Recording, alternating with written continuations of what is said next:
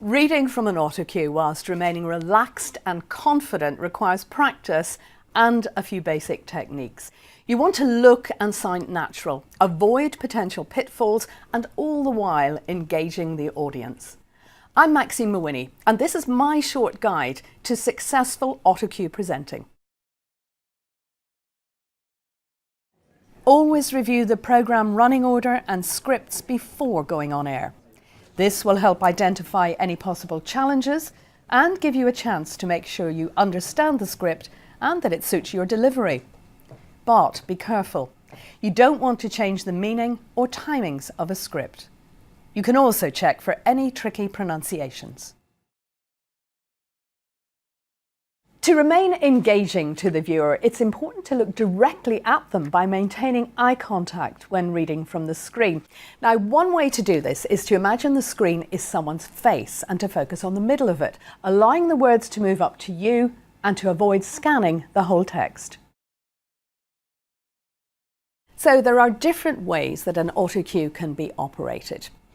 To control the scrolling of the text on the screen, you can have a foot pedal, hand control or an autocue operator. Be sure to know in advance which you will be using. Driving the autocue with the pedal or hand control can take some practice. Always make sure the text line on screen is slightly ahead of where you need to be. A general rule is to keep the words that you're reading in the top third of the screen. If you have an operator, rehearse together so that they are familiar with where on the screen you'd like your script to be. Page 14 next, camera 1, cut and cue. Always assume you're in vision unless instructed otherwise by the director in the gallery. Be sure you understand any instructions and are clear about the terminology. Try to maintain eye contact with the camera at all times, even when you're listening to the gallery. Staying on camera 1. You should know which camera you will be reading to during the broadcast and if it will be necessary to turn towards an alternative camera. Technical instructions appear on the autocue text.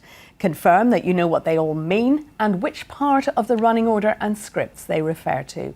They may require you to pause your reading, for example, for a video clip, upshot, or package to play, VT, or to be aware when you are reading out of vision, ANUV.